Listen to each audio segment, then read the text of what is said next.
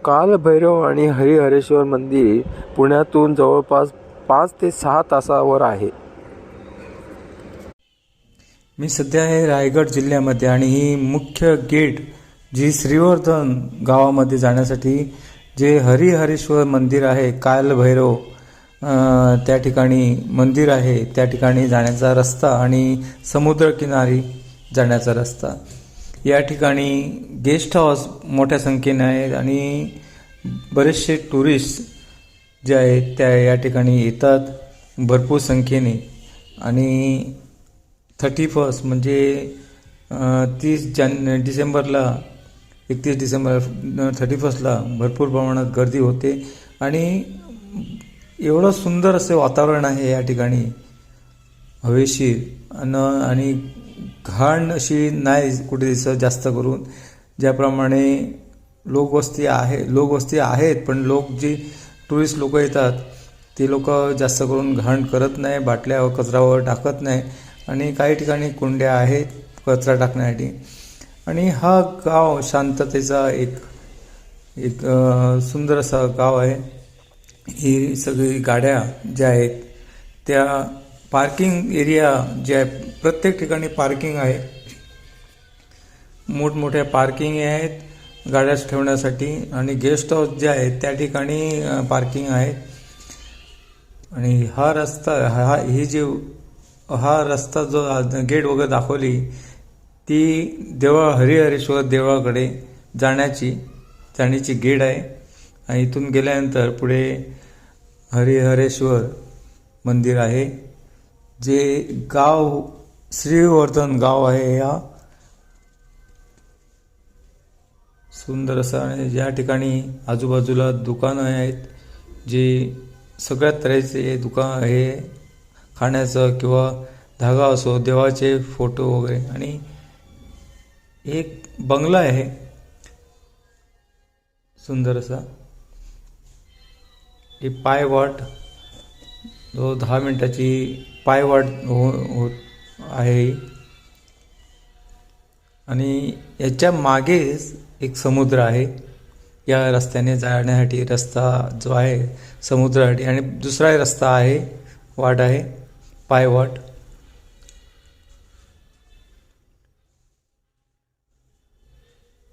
खाण्याची जेवणाची वगैरे सोय उत्तम तऱ्हेने या ठिकाणी आहे.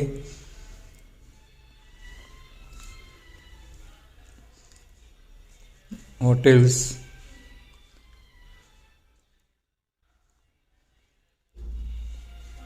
ही गेटची एंडिंग. आणि हे मंदिर कालभैरव आणि हरिहरेश्वर मंदिर या ठिकाणी सकाळी 7:30-8 वाजता गेलात तर दर्शन लवकर भेटतं, गर्दी कमी प्रमाणात असते. अगोदर रात्री येऊन राहायचं, सकाळी उठायचं आणि दर्शन घेण्यासाठी दर्शन घेऊन बाहेर पडल्यानंतर डोंगर आहे मोठा. आणि त्या ठिकाणी डोंगर जो आहे महादेव पार्वती हे आजूबाजूला डोंगर आहेत. या गेटने आतमध्ये गेल्यानंतर जी रांका असते, लँड जी असते ती लाईनीतून गेल्यानंतर पुढे आणि सुंदर असं मंदिर, पुरातन काळातलं आणि कोरीव काम केलेलं. आणि हा जो रस्ता दिसतो पायऱ्या, ते डोंगरावर जाण्याचा रस्ता.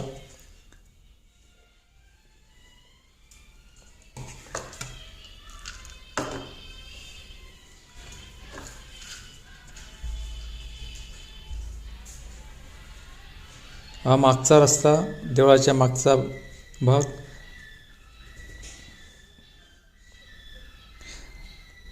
आपण चाललो आहे कालभैरव आणि योगेश्वरी मंदिरात. हे जुन्या काळातले मंदिर असल्या कारणानं लाकडाचं कोरीव काम आहे बघा. सुंदर असे कोरीव काम आतमध्ये सुद्धा. पहिलंच मंदिर भेटतं ते कालभैरव यांचं. आपण आलो आता कालभैरव योगेश्वरी. हे बघा कोरीव काम बघा. सुंदर असं कोरीव काम, लाकडाने कोरीव केलेलं लाकडाचं पुरातन मंदिर.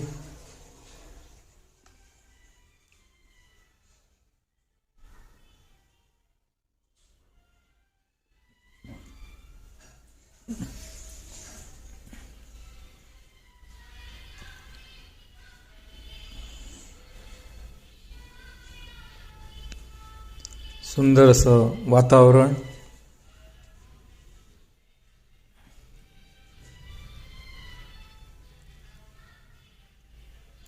कोरीव काम केल्याने, नक्षीदार काम केल्याने बरं वाटतं. सुंदर असं नक्षीदार काम आहे. देवळाचा वरचा भाग, स्तंभ आणि पूर्ण जे आहे लाकडी मंदिर आहे चारही बाजूला.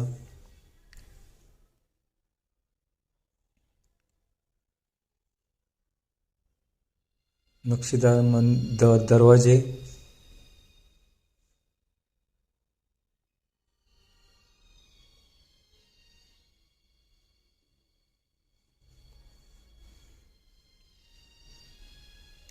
नक्षीदार काम.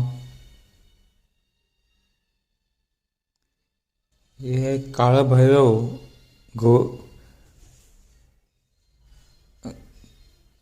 काळभैरव यांचं मंदिर. हे बघा.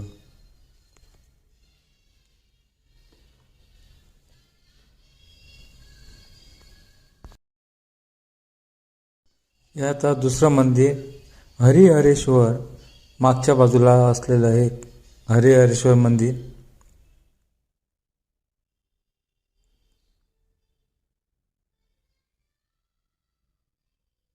शंकराचं रूप, शंकराचा अवतार म्हटलं जातं ते हे मंदिर हरिहरेश्वर.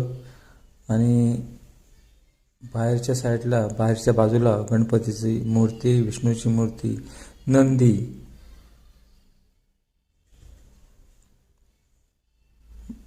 पाहू शकता.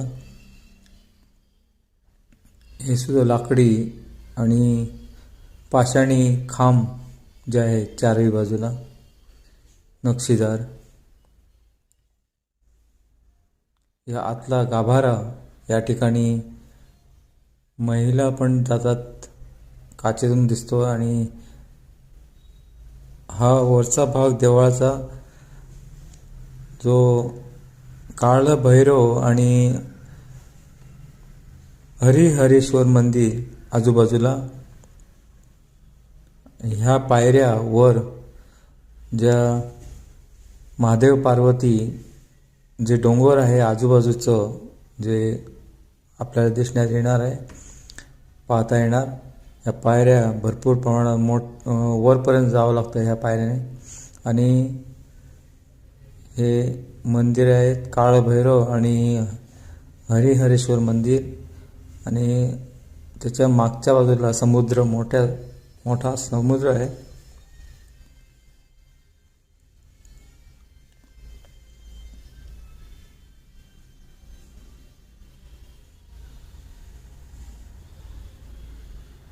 या पायऱ्या भरपूर वरपर्यंत जावं लागतं, पायऱ्या चढून. डोंगर कम्प्लिटली चढून, पायऱ्या चढून वर जाऊन नंतर महादेव पार्वती देवांचा जो डोंगर आहे आजूबाजूचा, पूर्ण सुंदर असा नजारा, हा समुद्र दिसतो तुम्हाला, पाहू शकता. तिथून झाडामुळे दिसत नाही. आणि हे बघा, हे दोन्ही आजूबाजूचे डोंगर जे आहेत हे खाली उतरून समुद्राकडे जाता येतं. आणि उजव्या साईडला आहे ते महादेवाचं आणि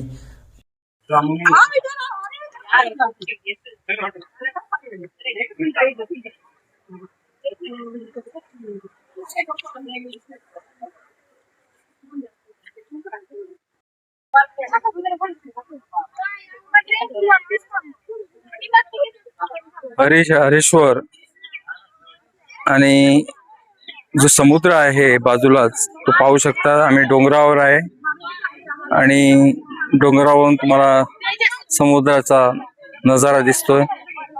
हे दोन डोंगर, त्यात शंकर आणि पार्वती यांचं मिलन.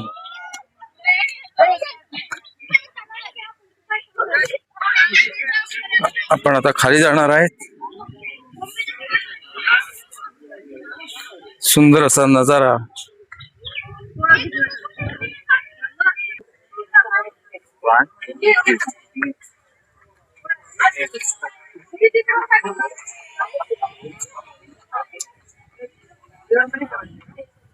पाहू शकता सुंदर असा नजारा जो रायगड जिल्हा या ठिकाणी.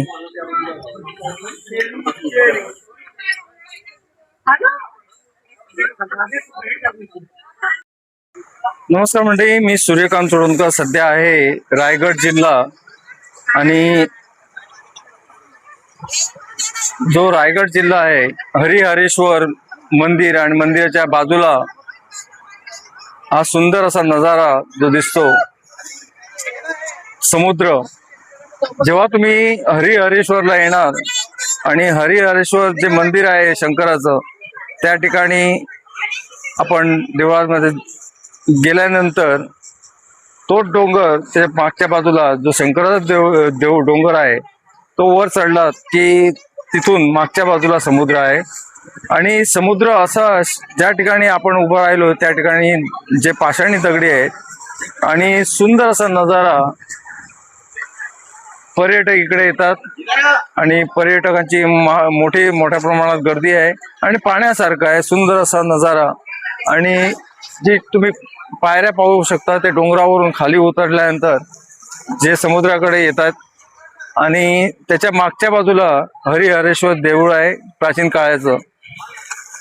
आता त्याचं जरासं रूपा म्हणजे चेंज केलेलं आहे, पत्रे वगैरे घालून.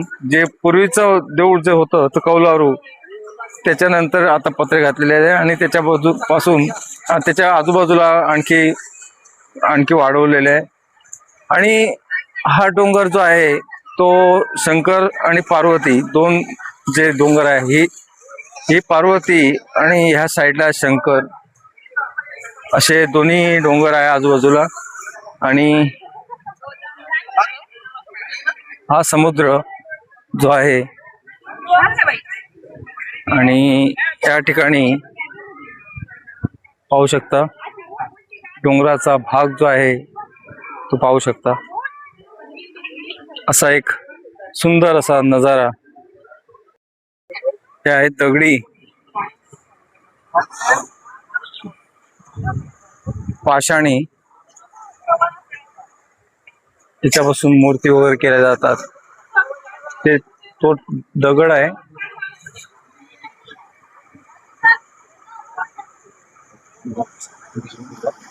आणि ह्याचाच एक भाग आहे तो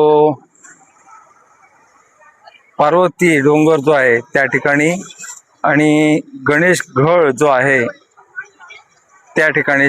जे पार्वतीचा डोंगर आहे, पार्वती मातेचा, त्या ठिकाणी गणेश घळ आहे. आणि हा नजारा सुंदर असा एकदा येऊन पाहू शकता तुम्ही. त्या ठिकाणी जो डोंगर आहे, डोंगराचा भाग काहीसा पाहू शकताय, ज्याप्रमाणे जाळी असल्यासारखा वेगवेगळी आकृती या ठिकाणी दिसण्यात येते. आणि या ठिकाणी वेगवेगळ्या आकृतीचा पाषाण जो आहे, पाषाणामध्ये चित्र असं दिसण्यात येतं, वेगवेगळं चित्र दिसण्यात येतं या ठिकाणी. पहा, हे चित्र वगैरे आहेत ते वेगवेगळ्या प्रकारचे काहीतरी याच्यामध्ये लपलेले आहे. नाही एवढं पण सांभाळून पाहिजे.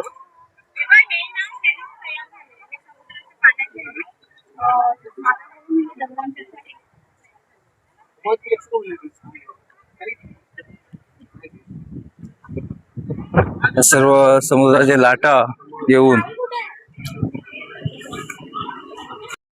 आपण आता दुसऱ्या बाजूला आलेलो आहे, देवळाच्या एकदम जवळ या ठिकाणी खडकाळ जागा आहे. ही सोडली तर समोर आपण पाहू शकाल की त्या ठिकाणी लोक जे पर्यटक भरपूर येतात आणि प्लेन जागा आहे, वाळूची जागा आहे.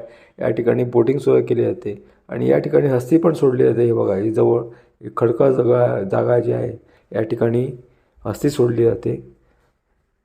जे कोण जवळजवळ असले या ठिकाणी येतात आणि इकडे जे 11-12 करतात. भड वगैरे असतात या ठिकाणी, पिंड वगैरे ठेवले जातात इकडे. हे ठिकाण एका बाजूचं आहे, एका बाजूला हे केलेलं आहे.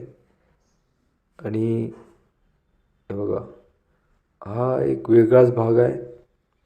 आणि समोर जो समुद्र आहे, वाळूची जागा आहे, त्या ठिकाणी